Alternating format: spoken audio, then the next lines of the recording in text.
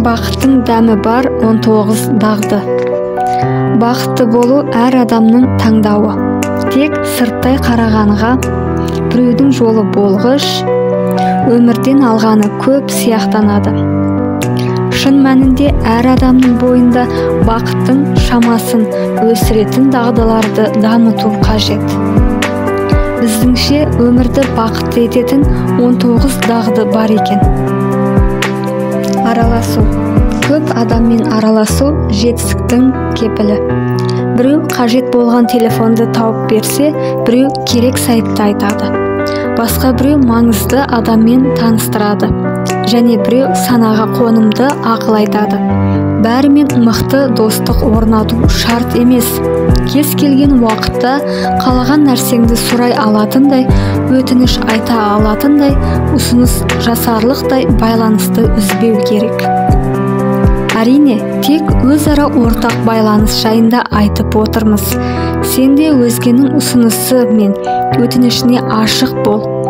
Өзгенің қаржылай іскерлік немесе интеллектуалды ресурсын шаша беру саған тек уақытша жетістік әкелер.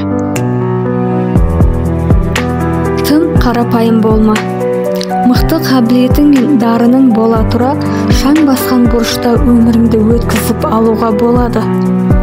Бастамашыл бол. Өз идеяңа пиар жасау бұл өнер. Егер жетістікке жеткің келсе, оны меңгеруге мәжбүрсің. Өзіңнің қабілетің мен жетістігіңді айтып мақтанудың әбестігі жоқ. Айналаңдағы адамдар сенің жетістікке жеткен адам екеніңді білсін. Сонда сенімен серіктес болу оларға да пайдалы болатынын біледі. Тек өзіңді жарнамалау бос мақтанға ұласып кетпесін. Кейде нені жақсы жасай алатыныңды айтсаң да жеткілікті боп тұрады. Сонда бірден серіктестер табыла кетеді. Ұнаған нәрсені жаса. Әлеуметтік тапсырысты орындауға тырысатын не айналасының қалауын табуға қиналатын адамнан гөрі, өзінің қалауын қанағаттандыра ұмтылған адам жетістікке тез жетеді. Бизнес-леди болудың сәнге айналғаны сонша, көп әйелдер ауасы тар кеңседе отырып карьера жасауға белсене кірісті. Ал олардың болмысы негізі басқаға арналған. Әлеуметтік стереотиптерден бас тарт, жан даусыңды есті, өзің қалаған нәрсені істе, өзгенің күткенін жасап шаршама, өзіңнің болмысыңнан айныма, алдыңа мақсат қой, әлемді шарлап шығатын саяхат болсын, 4 бала табу болсын, әйтеуір нақты мақсатыңды тап. Тек сол мақсаттар сені шын қуантып, жеңіске жеткізеді. Бақытты адамдармен достас, жолы болғыш адам болсын, қашан көрсең бақытты бір жағдайға душар боп тұратын, немесе өмірі бұлтсыз болмаса да өзінің оптимистік көзқарасынан айнымайтын жандар болсын. Олар қиындықты драмаға айналдырмайды, өзгенің аяқтан шалғанын әзілмен қабылдай алатындар. Себебі рухани ахуал тізбектеліп жоғатын нәрсе. Автобуста біреу дөрекі сөйлесе, бір күнің зая кетеді. Ал егер көңіл күйі жақсы адаммен сөйлесе кетсең, тамаша қуат алып шығасың. Позитивті ойлай білетін адамның ісі алға жүреді, өмірде жақсы қалыптасады. Бір күндік кішігірім сәттіліктерге жол ашылады. Өмірдің кішкентай қуанышы бақыттың ажырамас бөлшегі ғой. Өмірге ойын сияқты қара. Кейде жеңесің, кейде жеңілесің. Өмірге тым байсалды қарағаннан кей адам тез құрдымға кетеді. Баяғы барон Мюнхгаузен айтпақшы, мырзалар, тым байыпты болмаңдар, тым байсалды болу үнемі қысым көруге апарады. Содан адам шыдамай ақырында жарылады. Сәттілік пешенеме жазылған дегеннен аспайтын адамдарға бұйырмайды. Үнемі жеңе беруге болмайды. Қазір жеңілсең, келесіде жеңесің. Сондықтан ынтаңды жоғалтпа. Егер бір істі күлкіге айналдырсаң, ол маңызды болуын доғарады. Бұл нәрсе 100% айнытпай келеді. Бұлай жасау оңай емес, бірақ қолдан келетін іс. Сол түйткілге күліп қарасаң, бірден шешімін тауып, өздігінен түйіні шешіле кетеді. Позитивті ойла. Позитивті ойлау жаман ойлаудан сақтайтын жүйе. Жаман ойлаған адам бар жамандықты өзіне өзі тартады. Пешенеме жазылғаны сол, өмірім қайғы мұңға жазылған, артық қылам деп тыртық қылдым деген сөздерден аулақ болу керек. Жаман ойлау психиканы бүлдіреді. Себебі ой біздің әдетімізге әсер етеді, немесе керісінше. Бір жеңістен екіншісі туады. Сәтсіздіктен көз ашпайсың, бәрін өзіңнің көңіл күйіңмен тартасың. Сол шеңберді бұз, жаман оймен өзіңді тұқырта берме, сонда жеңілістен құтыласың. Айналаңды позитивке толтыр.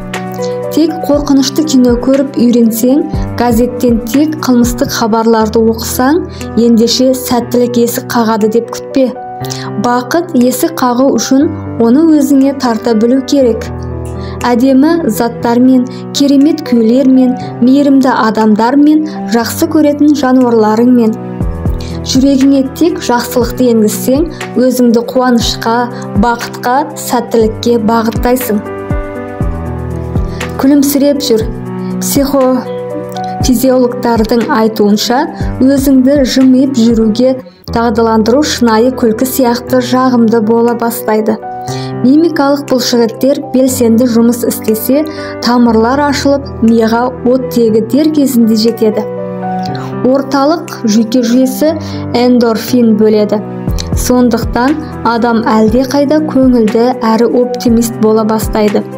Өзге адамдарға да күліп жүретін адаммен сөйлескен ұнайды. Қабағын түйіп жүрген адаммен сөйлескен ауырлау. Бір нүктеде тұрып қалма. Кей адам титтей өкпені де ұмыта алмай қиналады. Жаман ойға тез беріледі. Мақсатқа жетемін деп бір қателікті жасағыш келеді. Мұндай психиканың түрін тұрып қалу деп атайды. Көбіне көп мұндай мінез адамға туа бітеді. Сонда да өзгеруге тырысу керек. Жағдайға қарай бір әдептен екіншісіне ауысып, әр түрлі істерді алмастырып отырған жөн. Осылай еткен адамның жетістікке жету мүмкіндігі көбейеді. Өзіңді мақта. Кішкентай жеңіске қуана біл. Осы да жетістік пе? Ұсақ түйек қой. Аналардың жетістігін жетістік деп айтса болады деп пендешілікке салынып жатамыз. Өзіңнің сәттілігіңді ешқашан жоққа шығарма. Әйтпесе мүлде сәттіліктен айырылып қаласың. Керісінше өзіңді тектей іс үшінде мақтап отыр. Өзіңе сыйлық әперіп құрметте. Сол сыйлықты көз көретін жерге іліп қояды. Жеңіс көбігі сияқты. Сонда жаңа жетістікке ұмтыла бересің. Дұрыс тамақтан. Қатаң диетаға байланба. Миға құнарлы нәр керек. Әйтпесе айналада боп жатқан дүниені солғын қабылдайды. Кейде тіпті апатияға түсіп кетесің. Ондай көңіл күймен жетістікке жетпейтінің анық. Оның үстіне тамақ рахаттанудың қайнар көзі. Балмұздақ не тәтті торттың бір тілігі эндорфинді көбейтіп, Нобель сыйлығына лайық идея туғызуы мүмкін. Қуаныштан құр қалма. Аш жүріп, рухани теңгерімнен айырылма. Бірақ тамақты насихаттаудан аулақ бол. Белсенді өмір сүріп, жақсы тамақтанған адамның жамандық ойлайтын уақыты да, ниеті де болмайды. Туынды тудыр. Әуестіктің терапевті пайдасы туралы баяғыда дәлелденген. Әуестігің мысалы сурет салу, музыка, би, қолөнер. Таза өзіңнің қалауың, өзіңнің шығармаң болсын. Есесіне күйзелістен құтқарып оңалтады. Іш құрылыстың жұмысын жақсартады. Адамның көңіл күйін, жалпы ахуалын нығайтады. Жолы болмайтын бейбақтың синдромын жеңуге көмектеседі. Өзі бірдеңе жасай алатын адам ең бақытты адам. Бұл үшін эндорфинге рахмет. Олар шабыт тудырады. Жасап көр. Бір ғана істің ауқымымен шектелме. өмір бір орында тұрмайды. Бір саладан екінші салаға ауысу тағдыр сыйы болуы ықтимал. Егер басқа саладан ұсыныс түсіп тұрса, неге бағыңды сынап көрмеске? Басқа саланың білімін ал, мамандығыңды ауыстыр. Сәттілік бір орында тапталып тұра бермейтін адамдарды жақсы көреді. Жаңадан басын алып қашып, стандартқа сай емес ойлайтындарға бақ қонғыш. Егер бір қарағанға бір түрлі ұсыныс айтып бейтаныс біреу хабарласа қалса, иә де. Артық дүниеден арыл, ренжіткен адамды кеш, қарызыңнан құтыл, ескі керексіз заттарды таста, мәжбүрлеп қойған жүктемеден құтыл, компьютерді қажетсіз файлдардан тазартқандай өміріңді тазала. Еркін боп қаласың, бақытты сезінесің, жаңа жетістікке жол ашылғандай болады. Күннің астында көп жүр. Күннің жетіспеуі адамның көңіл күйіне әсер етеді. Жарықтың пайдасы туралы мынада тәжірибе бар. Пациентті кәдуілгі лампочкадан гөрі жарығы көптеу экранның алдына отырғызады. Меланхоликтер мен сәтсіздікке ұшыраған адамдарға осылай көмек көрсетіледі. Өз әлемін жарқын етіп көруді үйретеді. Қараңғы түскенде гипофиз мелатонин гормонын бөледі. Ол сағыныш тудырып, көңіл күйді түсіреді. Ал қосымша жарық жетістікке ұмтыла бастайды. Жақсыға жақын бол. Хақ өнер қазіргінің күйбеңінен арылтып, жақсы дүниелерге ұмтылдырады. Өз өміріңді түбегейлі көркемдеуге үйретеді. Мұның ғылыми дәлелі бар. Жарқын естеліктер мидың белсенділігін арттырады. Содан идеялар туындап, жоспарға еніп, олар орындалады екен. Театр, музей, филармонияға асыққан.